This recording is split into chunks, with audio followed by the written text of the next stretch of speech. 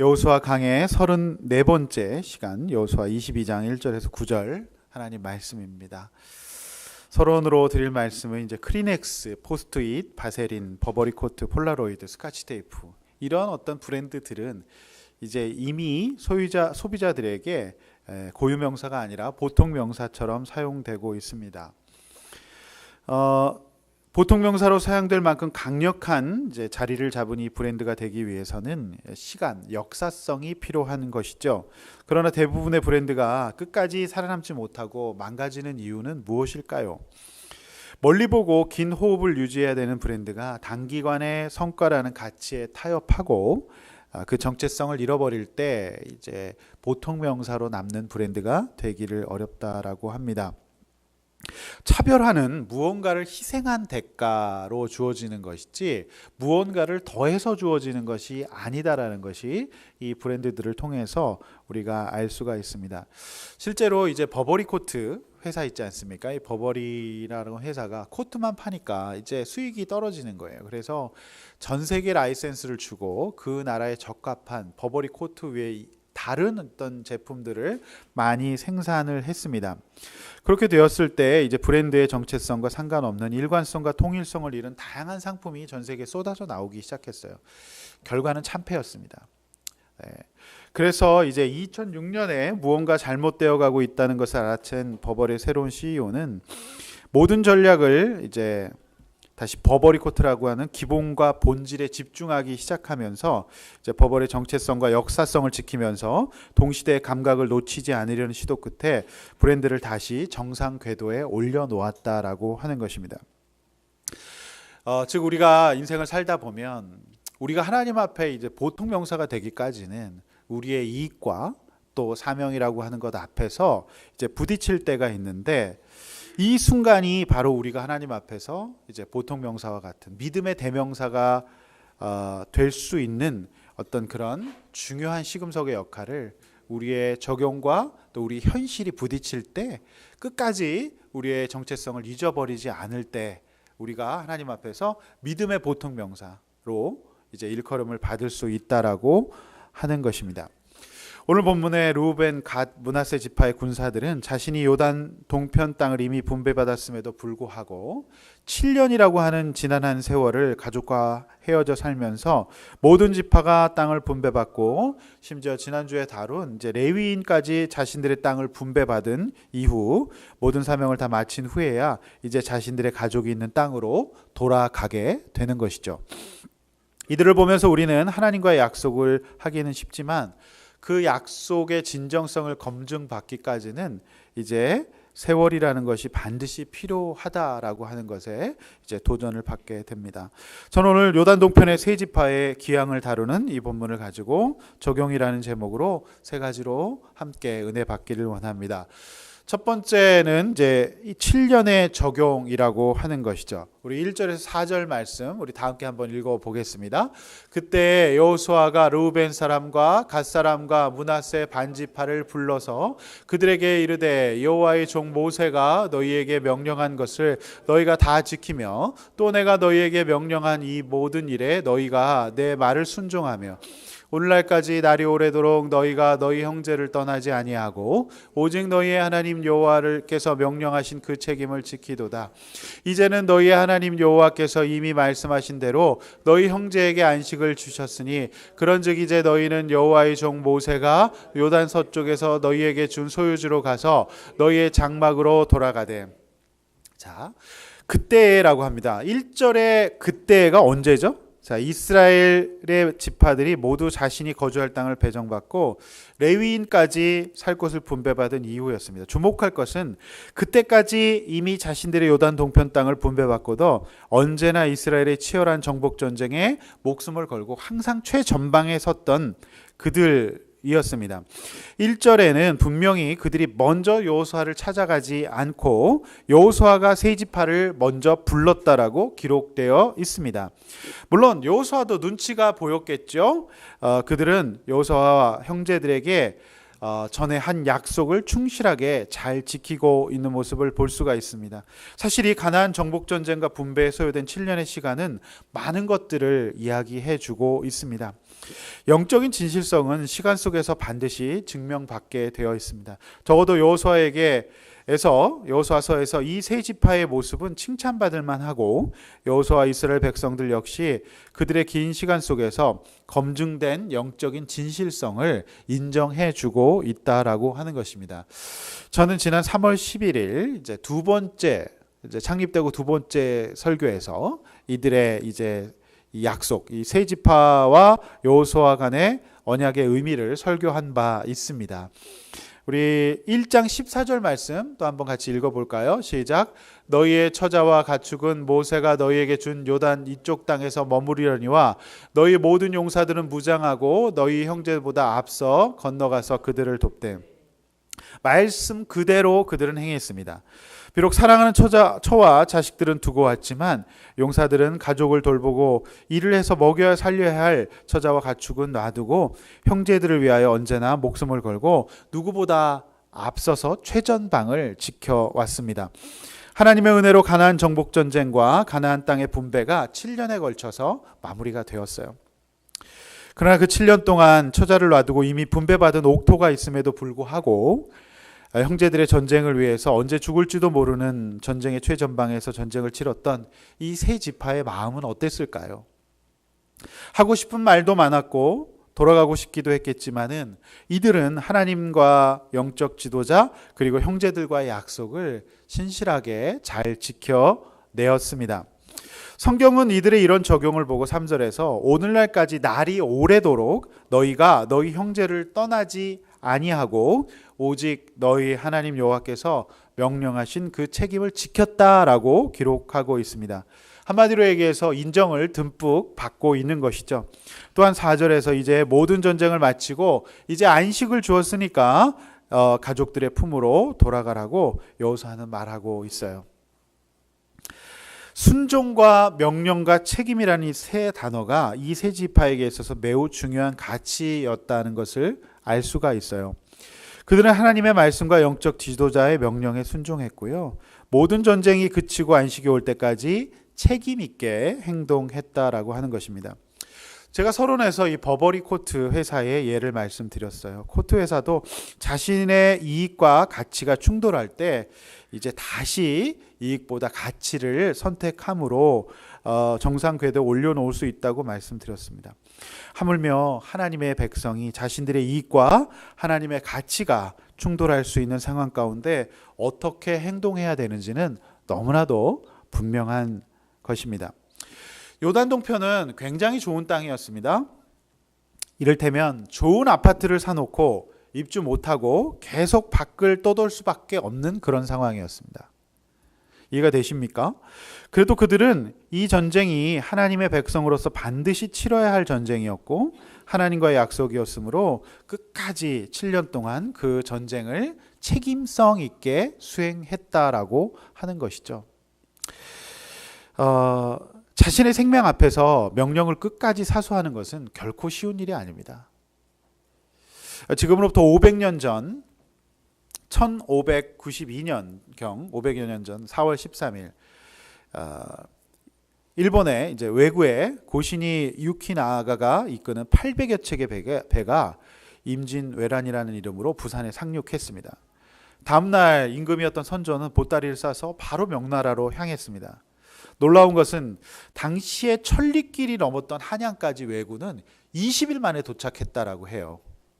그러니까 이것은 전투 없이 바로 뛰어왔다라고 보면 됩니다. 어떤 저항도 받지를 못했던 것이죠. 자, 왜 그랬을까요?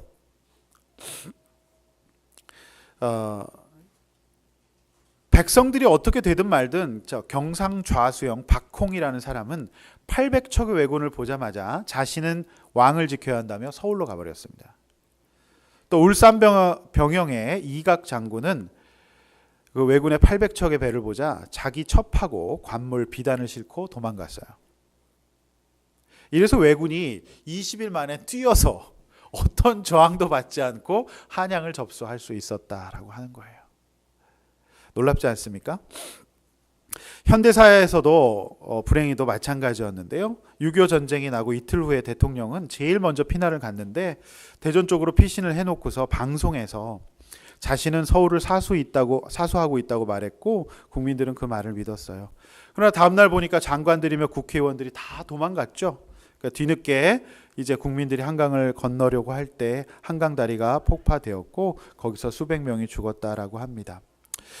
기가 막힌 것은 이제 선조가 도망갈 때 사대문을 잠가버리고 도망갔대요. 그러니까 따라오는 것이 싫었던 것 같습니다. 백성을 향한 책임감은 선조에게 없었다라고 보여집니다.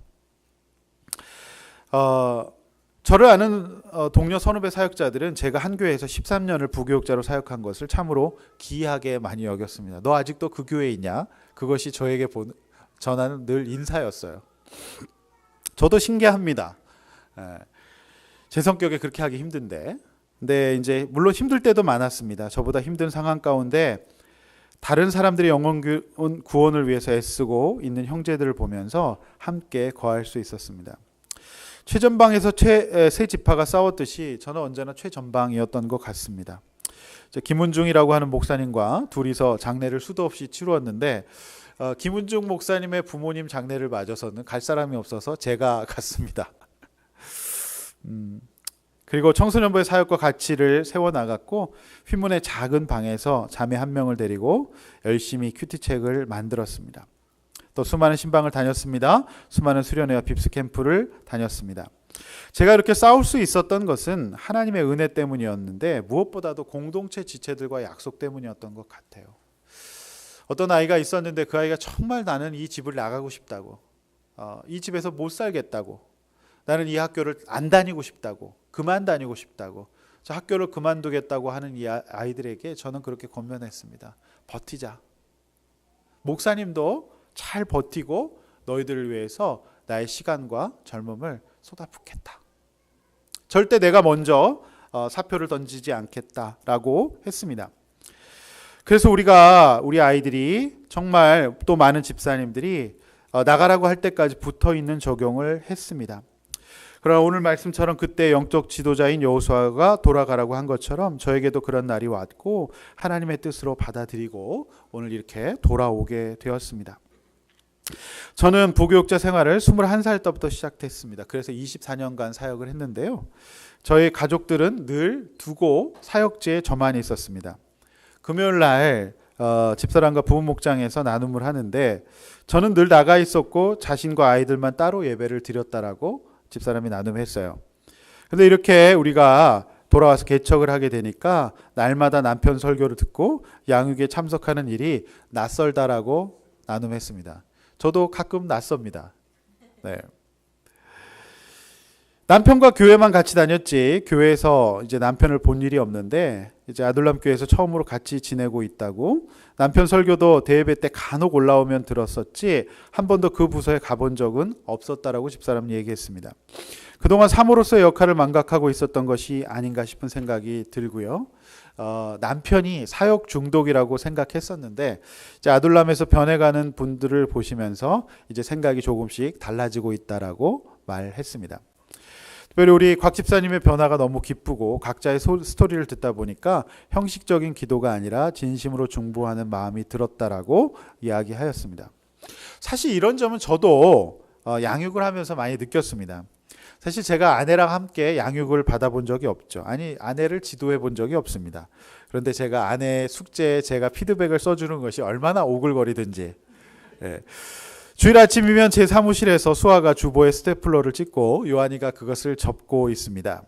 지난 주일날 그것을 보면서 뭔가 우리가 이제 가족으로 돌아왔구나. 그러니까 제가 먼데 나가 있다가 또 돌아온 느낌이 좀 들었어요. 함께 이렇게 하고 있구나. 제가 굉장한 전쟁을 치르고 13년의 전쟁을 치르고 이제 돌아온 것 같다는 생각을 갖게 되었어요. 그렇게 함께 예배를 드리고 아내와 아이들에게 제 설교를 들려줄 수 있어서 감사합니다. 여러분도 가족과 함께 예배 드릴 수 있는 이때를 소중히 여기시기를 바랍니다. 큰 교회에 있다 보니까 다 가족이 뿔뿔이 흩어져요. 근데 우리는 이제 교회가 작다 보니까 이렇게 다 모일 수밖에 없는 거죠. 그게 사실은 축복이라는 것을 저는 큰 교회에서 부목사로 오랫동안 사역하면서 이제 조금씩 깨닫게 됩니다. 나는 평안하다고, 문제가 없으니 다른 사람들의 영적 싸움에 끼어들고 싶지 않다는 마음이 있지 않습니까? 그럼 저는 이것이 꼭 정말 너무너무 좋은 아파트 분양받아 놓고 살지 못했던 사람들의 마음과 똑같다라고 보여져요. 가나안 동편 땅에 좋은 땅을 분배받아 놓고 처음 그 가나안 동편 땅에 입주하기로 약속했던 그 하나님과의 약속을 지키기 위해서 이 세 지파들은 7년의 시간을 보냈어요. 근데 이 레위인의 땅 분배 이후에 이들이 이제 돌아가거든요. 그러니까 정말 끝까지 그 자리를 지켰다라고 보여집니다. 사랑하는 성도 여러분, 이미 받아놓은 게 있으니 하나님과의 약속은 잊어버리고 내 배만 두드리고 있지는 않습니까? 여러분, 그래서는 안 됩니다. 이들의 적용을 인간적인 의리로 설명하기에는 헌신이 너무 귀했어요. 7년간 항상 최전방에 있었으니까요. 이들은 분명 하나님과의 영적인 약속, 그리고 같은 민족으로서의 사명 때문에 이 7년간의 적용을 할 수 있었다고 보여집니다. 저 여러분 모두들도 하나님이 마치라고 할 때까지 우리의 삶의 자리에서, 또 우리의 가정에서, 우리의 직장에서 우리의 적용을 해나갈 수 있기를 주의 이름으로 축원합니다. 이렇게 한번 나눠보십시오. 자, 지키지 않고 있는 하나님과의 약속은 무엇인가요? 또 영적 진실성은 시간 속에서 드러나는데, 나는 시간이 지나고 상황이 바뀌면 함께 변하고 마는 그런 사람은 아닙니까? 여러분, 함께 목장에서 우리 나눠보고 또 서로 처방하고 또 권면할 수 있기를 원합니다. 오늘 두 번째로는 말씀의 적용입니다. 무엇을 적용해야 될까요? 말씀을 적용해야 됩니다. 5절, 6절 함께 한번 읽어보도록 하겠습니다. 오직 여호와의 종 모세가 너희에게 명령한 명령과 율법을 반드시 행하여 너희 하나님 여호와를 사랑하고 그의 모든 길로 행하며 그의 계명을 지켜 그에게 친근히 하고 너희의 마음을 다하여 성품을 다하여 그를 섬길지니라 하고, 여호수아가 그들에게 축복하여 보내매 그들이 자기 장막으로 갔더라. 여호수아는 요단 동편으로 돌아가는 형제들에게 그곳에 가면 무엇을 해야 될지, 그곳에 가서 가장 우선순위로 무엇을 삼아야 될지를 전해주고 있어요. 그것은 그들이 이제 7년 적용 후에 해야 될 우선순위를 말하고 있습니다. 그런 면에서 적용은 우리가 천국 가기 전까지 끊임없이 해 나가야 할 적용인 것 같습니다. 말씀대로 사는 것, 그리고 율법뿐만 아니라 하나님을 전심으로 사랑하는 것, 그리고 그분과의 관계를 언제나 최상의 상태로 유지하며 친근하게 지낼 것, 굉장히 중요한 말씀입니다. 여호수아의 오늘 이 명령은요, 다분히 감성적이에요. 감정적입니다. 여호와를 사랑하고, 특별히 저는 이제 이 단어가 굉장히 마음에 와닿는데요, 친근하게 지내라. 네, 하나님과 친근하게 지내라라고 하는 것이죠. 마음을 다하여 성품을 다하여 그를 섬겨야 되는데, 특별히 제가 주목했던 재미있는 표현은 친근하게 지내라라고 하는 표현이었어요. 여러분, 요즘에 무엇과 친근하게 지내고 계십니까? 하나님입니까? 아니면 세상 것들입니까? 사람은 영적 감성이 있는 존재라고 해요. 사실 그 영적 감성은 여러분의 표정 가운데 다 드러나 있어요. 자, 이렇게 찬송을 하면서 들여다보면 여러분의 영적 감성이 어떤 수준인지 알 수 있어요. 어떤 분들은 우시는 분들도 계세요. 어떤 분들은 여기가 집인지 교회인지 직장인지 멍한 표정으로 앉아 계시는 분들도 계세요. 영적 감성은 그 표정에 드러나게 되어 있어요.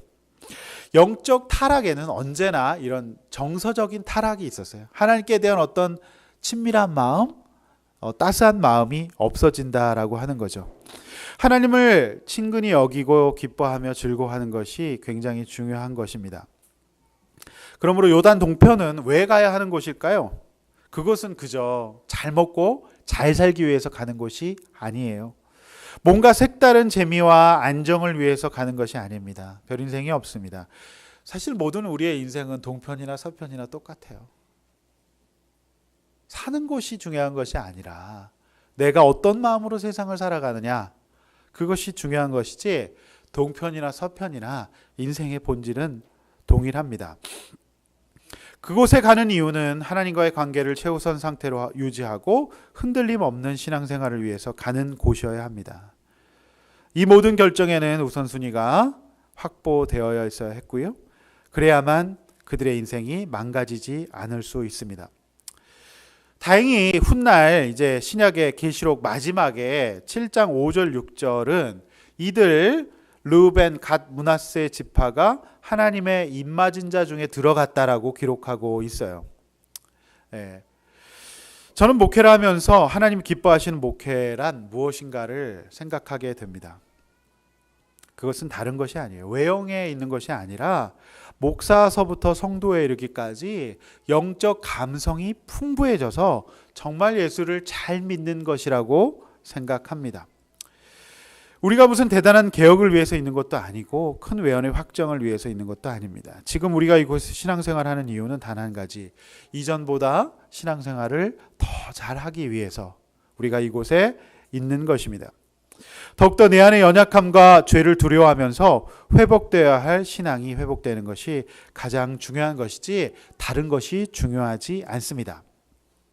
지난주 9과 내 자녀를 노엽게 하지 말라 공부했습니다. 이제 오늘 10과 내 집을 세우라입니다.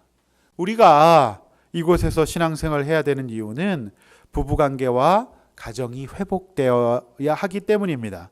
너무나도 감사한 것은 우리 교회에서 이런 하나님과의 어떤 친근한 이 감성이 회복되고 적용하는 삶의 자리로 들어가시는 하나님의 백성들이 이제 생겨난다라고 하는 것이죠. 다음 주 양육 수료 예배를 드리면서 수료하신 분들의 간증을 듣는 시간도 가지려고 합니다. 하나님께서 기뻐하시는 우리의 열매라고 생각합니다. 저는 이제 우리 교회가 왜 이곳에서 시작을 해야 되는가? 그것은 이제 다른 것이 아니라 영적 감성의 회복을 위해서라고 말씀드리지 않았습니까? 저는 지난주 여호수아 21장 공급받는 삶 주일 설교를 했고요. 그 나눔이 이제 올라왔는데요.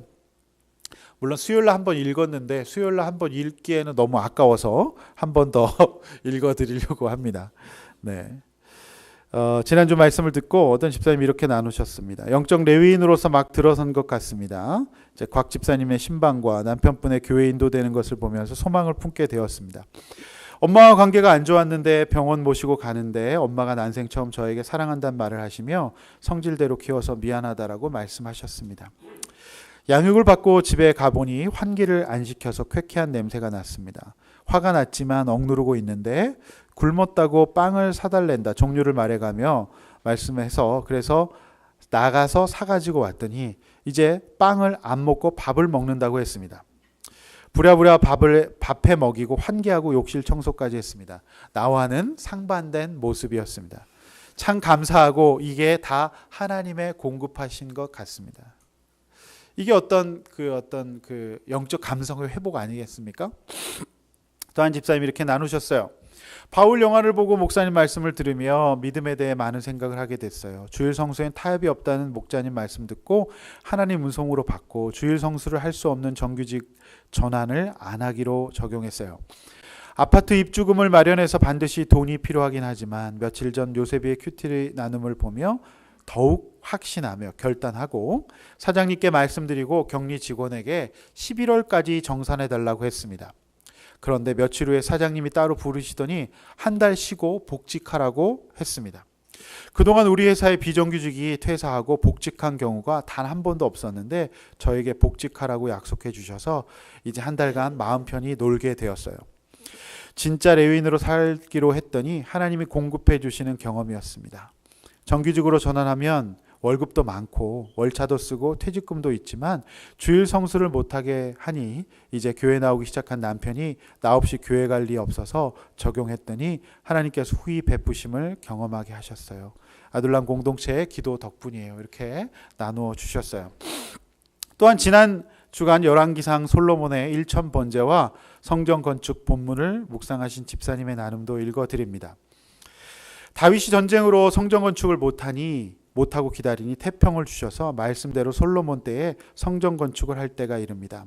조금만 기다리면 된다던 많은 분들의 말씀대로 어느새 이제 둘째가 자라서 저에게 2시간씩 이제 말씀에 집중할 수 있는 시간을 이제 어린이집에 가서 주어졌습니다. 또 기다려보면 저도 예배당에 앉아 집중해서 예배드리고 양육받고 주의를 섬기고 할 수 있는 시간도 올 것이라는 생각을 하며 위로와 힘을 얻습니다. 우리 집사님 7년만 기다리시길 바랍니다. 반드시 아이들은 큽니다. 네.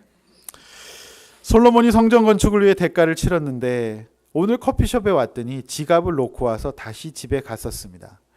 커피값도 아까운데 그대로 집에서 큐티할까 생각해 보았지만 집에서 큐티한다고 생각하니 집에 있으면 TV도 보고 싶고 또 오늘 구몬 선생님 오시니 그냥 청소도 하고 싶고 내가 하고 싶은 일들이 먼저 떠오를 것 같습니다.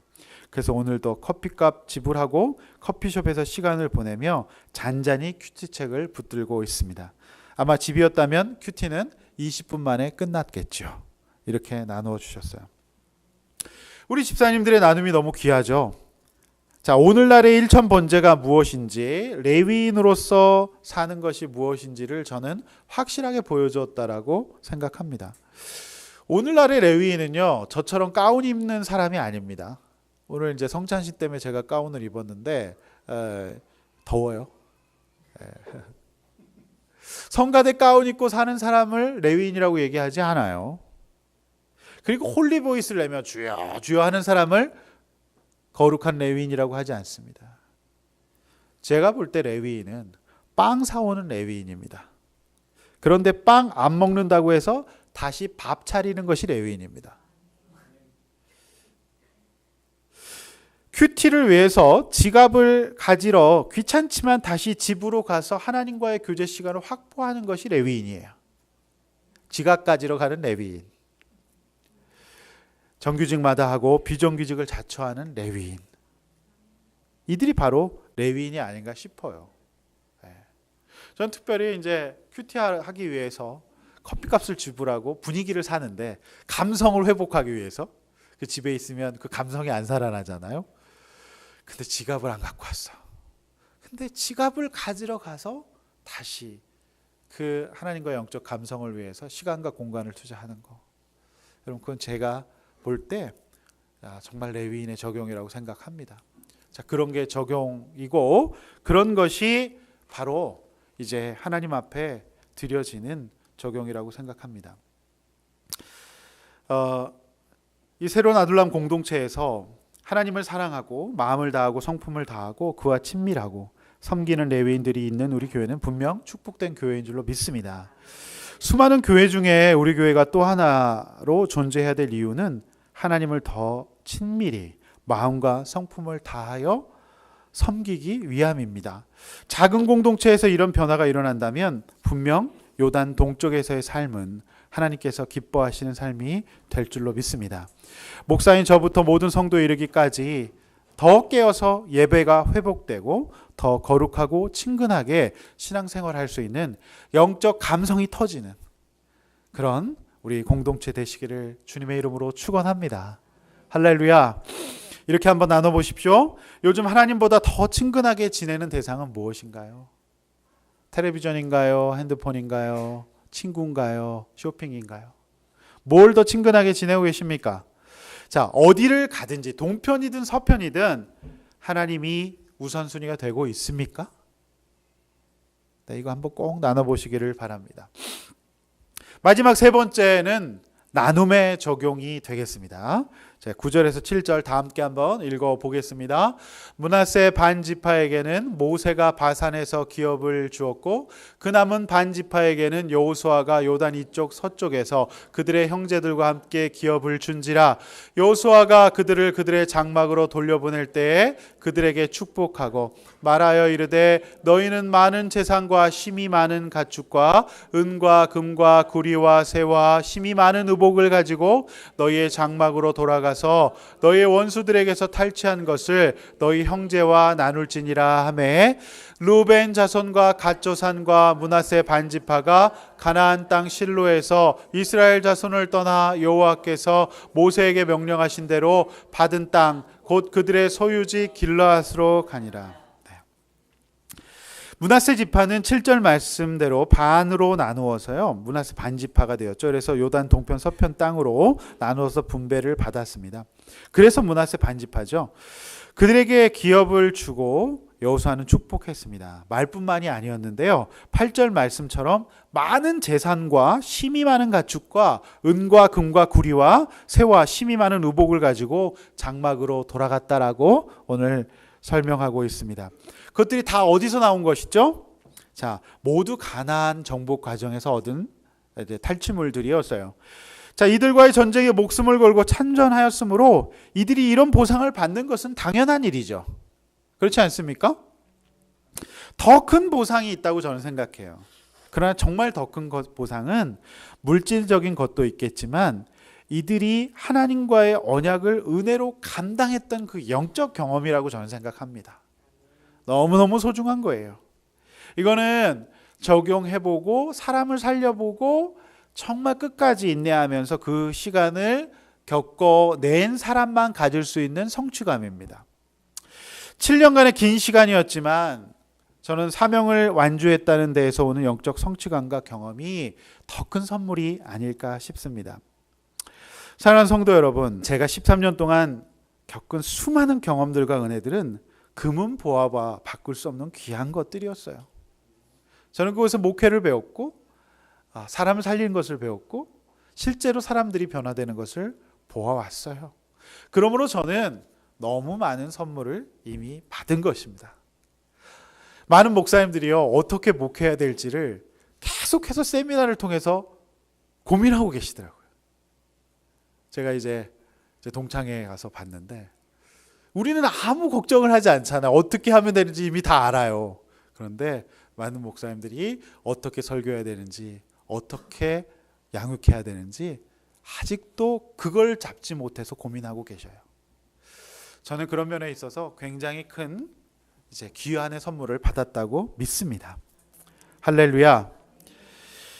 하나님의 사람들이 이런 영적인 경험들, 간증들이 있어야만 합니다.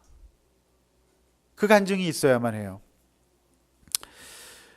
금요일 날 이제 부목장에서 어느 집사님 나눔을 들으면서 굉장히 기뻤습니다. 영어 학원을 하고 계시는데 이 시즌이 학생들이 나가고 들어오는 시즌인데 이제 졸업하는 학생들이 많아서 학원 운영에 걱정이 많으셔서 굉장히 많이 기도했습니다. 제가 목사가 되다 보니까 우리 성도님들이 아파도 제 책임인 것 같고 또 뭔가 좀 어려우셔도 제 책임인 것 같고 모든 것이 제 책임인 것 같아요. 이거는 부목사 때 한 번도 가져본 적이 없는 그런 감정들이에요. 모든 것이 꼭 제가 기도 안 해서 그런 것 같아요. 그래서 우리 집사님은 이제 우리가 개척한 지 9개월이 되었습니다. 짧다면 짧고 길다면 길죠. 사실 짧은 기간이죠. 그 기간 동안에 멀리서부터 와서 수고하고 이 방송 시스템 세팅도 하고 구매도 하고 많은 일들 함께 했습니다. 그리고 꼼꼼하게 점검하고 챙겨주는 집사님의 사업장에 저는 하나님께서 기름 부어주시기를 간절히 기도했습니다. 그런데 우리 집사님이 목장에서 하나님이 주위에 좋은 소문을 내주시고 학생들을 보내주셔서 걱정하지 않게 되었다라는 나눔을 들으면서 굉장히 기뻤습니다. 이 대목에서 우리 박수 한번 쳐도 괜찮을 것 같아요. 정말 감사한 일이에요. 감사한 일이죠. 요즘 학원도 굉장히 많고 쉽지 않잖아요. 근데 굉장히 감사한 일이에요. 저는 집사님의 9개월이 마치 최전선에서 수고한 새 지파의 7년 같아서 마음이 짠하고 감사했습니다. 저는 우리 모든 집사님들이 적용하고 하나님 주신 선물을 받아 누리기를 소원합니다. 근데 저처럼 영적인 선물을 받을 수도 있고 물질적인 선물을 받을 수도 있어요. 여러분 후자의 선물 받고 싶으시죠? 근데 두 가지 다 받으시기를 축원합니다. 할렐루야. 할렐루야. 그런데 저는 이 말씀을 묵상하면서 하나님이 두 가지 선물 다 주신 것을 또 나눔을 통해서 확인할 수 있었어요. 수많은 선물을 받은 이들 지파의 남자들은 돌아가서 승전하시고 역사하셨던 하나님에 대해서 간증하면서 이것들을 자기들이 소유하는 것이 아니라 나누라고 했어요. 그러니까 소위 그 향토방이 남아서 이제 동편 땅을 지키고 있었던 또 다른 형제들과 또 이제 가족들이 있었지 않겠습니까? 가서 나누라는 거예요. 사실 보내주는 것도 굉장히 중요한 사명이에요. 그래서 선교사들을 네가 가지 못하면 보내라고 하지 않습니까? 사실 이 요단 동편의 가족들은 그들을 보내준 거예요. 그렇게 보여지지 않습니까? 그러니까 어떻게 그 전리품들을 그들이 딱 가질 수가 있겠어요? 나누는 것까지가 적용입니다. 받은 선물을 나눈 것까지가. 그러니까 하나님께서로부터 받은 은혜를 이제 그 선물들을 자신들만 가지고 있어서는 안 되죠. 그래서 분명히 나누는 데 써야 됩니다. 함께 나눌 때 은혜는 배가가 될 줄로 믿습니다. 그래서 우리는 목장에서 음식을 나누고 은혜를 나눕니다. 자신의 공동체에 들어가 나눠야 합니다. 자꾸만 나눌 때 그 은혜는 커질 줄로 믿습니다. 그래서 저는 카톡방에 되도록이면 자꾸 올려주시라고 말씀드려요. 사진을 왜 자꾸 제가 사진 또 찍네 그러는데 찍어서 자꾸 남기고 올려드려야 돼요. 좋은 것은 나눌 때 배가가 될 줄로 믿습니다. 제발 좀 우리 모든 보고서 나눠주시기를 바랍니다.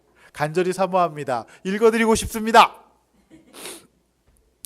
오늘은 한 해 동안 우리에게 베풀어 주신 은혜에 감사하는 추수감사주일이에요. 하나님께서 주신 은혜임에도 불구하고 내가 잘나서, 내가 다 받아서, 내가 해서 받은 것들이라고 생각한 나머지 형제들과 나눈 일을 못하고 있지는 않나요? 받기보다 줄 것만 있는 인생들이 되시기를 축원합니다. 할렐루야. 저는 사실 뭐 이렇게 꼼꼼하지는 못해서 잘 잊어버려요. 그런데 저희 집사람은 꼼꼼하게 잘 기억해줘요. 제가 영적인 선물만 받지 않았다는 것이 분명합니다. 그러니까 30만 킬로 된 낡은 차만 받은 줄 알았더니 그렇지가 않아요. 너무 많은 것을 받았더라고요. 저희 집사람이 목장에서 이렇게 나눴어요. 너무 많은 것을 받았다고. 그러니까 저희가 이제 굉장히 어려움을 겪을 때도 너끈히 이길 수 있었다고. 그 나눔을 쭉 이제 나누어 주었어요. 제가 이렇게 나누지 못하는 거는 저는 받은 것을 기억하지 못하는데 저희 집사람은 다 기억하고 있어서 너무너무 이렇게 나눠주는 거예요. 와, 그래서 제가 그렇구나. 하나님이 진짜 영적 경험뿐만 아니라 정말 많은 것을 주셨구나. 그래서 이 말씀은 진리구나. 제가 이렇게 정말로 이제 고백할 수가 있었습니다. 저는 큰교회 부목사로 있을 때는 정말 항상 받기만 했던 것 같아요. 그러나 개척을 하고 나서는 모든 집사님들에게 감사하고 그 자녀들에게 부족한 교육 환경 때문에 늘 마음이 쓰입니다. 그래서 요즘 작은 것들이라도 나누고 싶은 마음이 들어요. 그래서 집사님들 생신도 챙겨드리고 생뚱맞게도 교회 잘 안 나오는 청년에게 귤을 보내기도 했지만 오늘 귤만 먹고 안 나왔어요. 어제는 우리 아이 어머니들에게 추워지는 날씨 때문에 따끈한 호빵이라도 데워 드시라고 호빵을 보내드렸어요. 제 마음입니다. 근데 정말 이거 다들 얼마 안 되는 지극히 작은 거예요. 그러나 이 작은 것을 나누는 마음이 굉장히 커요. 크더라고요.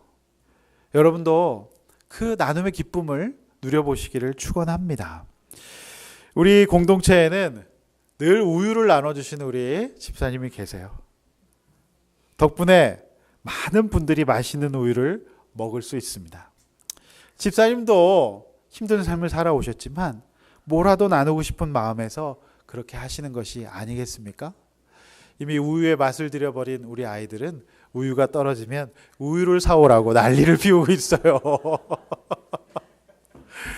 나눔이 너무너무 이렇게 소중하고 귀한 거예요.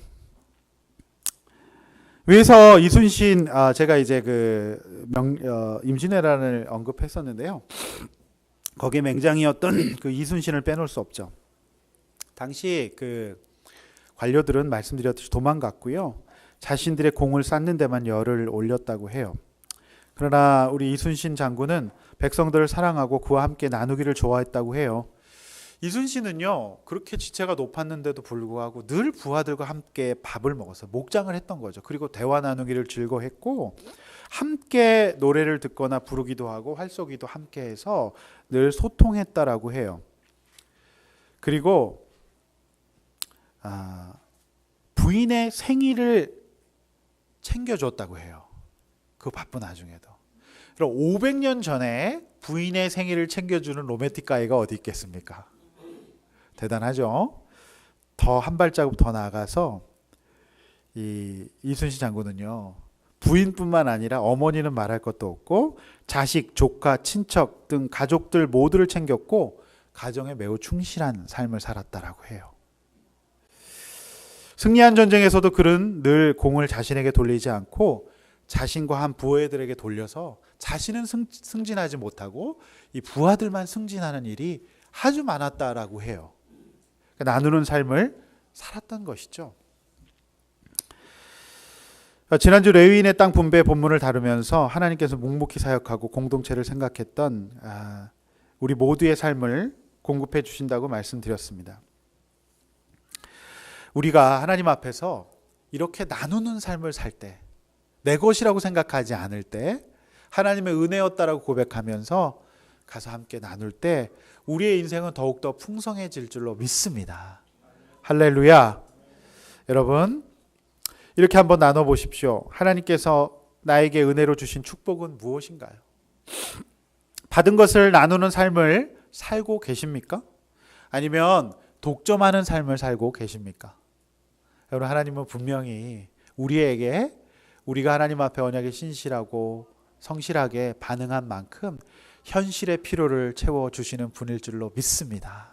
할렐루야. 할렐루야. 저는 이제 지난주 서론에서 인용해 드렸던 그 이국종 교수의 골든아워에서 그를 도왔던 그리스도의 모습을 소개한 바 있습니다. 그 책 두 권 다 그 책의 가장 서문에는 정경원에게라고 하는 서문이 박혀 있어요. 그러니까 이 선생님은 이제 정 선생님한테 이 책을 바치는 거예요. 헌사했어요. 그래서 정경원이 도대체 누군가? 제가 이제 지난주 잠깐 소개했는데 또 다른 정경원의 감동적인 이야기가 이 책에 또 언급이 되어 있어요. 그래서 그대로 읽어 드리려고 합니다. 그러니까 이게 서문에 적혀 있을 정도로 그리스도인 의사 정경원의 역할은 이제 그 이 선생님에게 굉장히 결정적이었는데, 제가 볼 때 이 정경원 선생은 마치 가나안 정복 전쟁에서 안 해도 되는 어떻게 보면 그 전쟁에 7년 동안이나 버티면서 치열한 전투를 벌여온 세 지파의 삶과 굉장히 닮아 있어요. 그래서 다음 주 우리 그 수석 졸업생에게 이 책 두 권을 좀 선물로 드릴까 싶은 생각이 드는데, 제가 살짝 그 아주대 병원에 가고 정경원 선생님 만나서 직접 사인도 받아오면 어떨까 싶은 생각이 드는데, 제가 성령의 감동하심에 따라서 한번 팬입니다 하면서 이 선생님이 아니라 정 선생님 찾습니다 이래가지고, 그리고 저는 그분 꼭 초대해서 저희가 특강 한번 들었으면 좋겠어요. 그날을 기대하십시오. 그럼 빨리 우리가 부흥돼야 될 것 같아요. 사실 이 강사 섭외가 또 예술이거든요. 강사 섭외가 실력이에요. 그런 말이 있거든요. 제가 굉장히 좋은 강사들이 각 엄청나게 많은데 민망해서 아직 모시고 네, 정말 좋은 분들이 많아요. 우리 그런 날, 풍성한 날 올 줄로 믿습니다. 제가 그대로 한번 읽어드릴게요. 무너지고 헝클어가는 날들 속에서 정경원은 버텼다. 2010년 봄에 내게 온 이후 그의 말까지 집에 다녀온 것은 고작 4번뿐이었다. 그는 병원에서 살다시피 하며 일했다. 집이 부산이라 멀기도 했으나 어떤 이유에서든지 통상적으로 갈 수가 없었다. 정경원은 내가 10년 동안 혼자 쌓아놓은 모든 수술 줄기와 중환자 치료의 기법들을 습득해 나갔다. 그는 수술에 천부적인 재능이 있었다. 동시에 그는 늘 겸손하고 성실했다. 환자를 수술하고 진료하는 시간 외에는 공부에 힘을 쏟았다. 정경원의 책상에는 언제나 반쯤 열린 교과서와 주요 논문집들이 놓여 있었고, 이 대목이 중요해요. 전율이 이렇어요. 저는 한쪽에는 성경이 독서대에 반드시 펼쳐져 있었다. 내가 정경원의 거처조차 마련해 주지 못했어요. 교수 연구실 자체가 없었어요. 방이 없었던 거죠. 근데 중환자실 옆에 회의실에 칸막이를 설치하고 겨우 2층 침대와 책상을 드렸어요. 그러니까 이 김지영이라고 하는 이제 탁월한 간호사가 왔는데요. 놀라운 거는 그분도 그리스도인이에요. 회의실에는 화장실은 물론 세면대조차 없었으나 정경원은 묵묵히 버텼다. 이 제목에서 저는 진짜 너무너무 감동했는데요. 이른 새벽에 그의 앞을 지날 때면 정경원의 나지막한 통성기도 소리가 들렸다. 오늘 하루도 저의 부족함으로 인해서 하나님의 뜻이 환자들에게 잘 전달되지 못하는 일이 없도록 하여 주시고, 제가 하는 일이 옳은 방향으로 갈 수 있도록 보살펴 주시기를 기도합니다. 나는 정경원의 신심을 이해할 수 없으나 그를 돕는 것이 내 몫이라는 점은 분명하게 자각했다. 내 인생에서 정경원과 같은 사람은 만난 적도 없고 앞으로 다시는 만날 수 없을 것 같다. 나는 정경원과 함께 병원에 살았다. 그를 가르치기 위하여 조금이라도 더 병원에 있으려고 했고, 그 지독한 한 해 동안 정경원은 빠르게 성장했다. 그런 정경원이 내게는 유일한 위안이자 버팀목이었다. 그렇게 얘기하고 있어요. 저는 그의 그 책상에 펼쳐있던 성경, 바로 그곳에 있는 성경이 가장 아름다운 성경이에요. 성경은 교양 있는 사람들의 교양 노름이 아니에요. 성경은 그 치열한 삶의 현장 가운데에서 최전방의 전투 가운데서 7년을 보내는 사람에게 필요한 것이 성경입니다.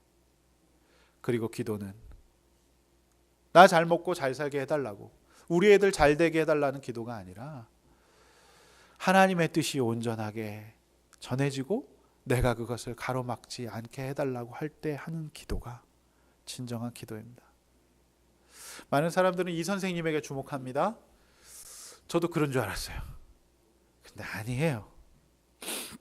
으깨지고 으스러지고 망가져버린 만신창이가 된 사회 이 바닥의 사람들을 살리는 그 현장에는 그리스도인들이 있었어요.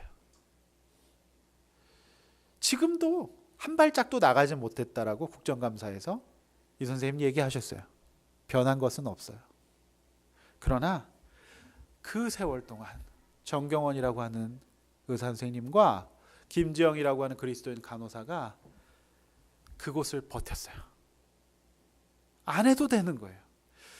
여러분, 이 시대에 의사가 된다는 게 보통 일입니까? 집안의 자랑이고 가문의 영광이고 부와 명예를 보장받을 수 있는 그 자리예요. 그런데도 그들은 어떤 대가, 방도 없이 그냥 그곳을 지켰고 그곳에서 사람을 살렸고 거기서 적용하면서 그 세월을 지냈다라고 하는 거예요. 우리 그 영광스러운 얼굴을 반드시 우리 강단에서 배울 날을 기대합니다. 우리는 이 선생님 안 불러요. 우리는 정 선생님 모십니다. 할렐루야. 아멘. 너무너무 감동이 되잖아요. 이 믿지 않는 사람이 쓴 책이에요. 일반 서적이에요. 저는 그래서 사실 기독교 서적보다 일반 서적을 좋아해요. 이 세상 가운데 그리스도인의 흔적을 곳곳에서 느낄 수 있는 거, 이것이 보석 찾기와 같은 거라 너무너무 감동적인 것 같습니다. 말씀을 맺습니다. 저는 이 글을 읽으면서 성경을 읽는 사람, 예수 믿는 사람, 자신의 재능과 지혜를 구원을 위해 사용하는 사람의 나눔의 영광을 보았어요. 하나님 주신 나눔, 그 영광, 좋은 부모님 만나서 또 좋은 지혜를 받아서 그것을 내 것으로 갖지 않고 이 땅에 부서져가는 사람들을 위하여서 나누는 사람의 영광과 감동을 보았어요. 그리스도인 의사 정경원처럼 믿음 생활을 하다 보면 굳이 하지 않아도 된다고 하는 적용을 해야 될 일이 종종 발생합니다. 그러나 그 적용을 하나님께서 기뻐하시는 것을 자신만을 위한 것이 아니라 하나님과의 약속과 믿음의 형제들을 위한 것이기 때문에 우리는 그 적용을 지켜야 합니다. 또한 요단 동편이든 서편이든 가장 중요한 것은 우리가 하나님과의 언약을 지키고 친밀한 하나님과의 관계를 유지하는 것입니다. 요단 서편에 하나님과의 관계가 있다고 할지라도 하나님과의 말씀대로 하며 살고 깨어있지 못한다면 요단 서편도 의미가 없어요. 동서편이 중요한 것이 아닙니다.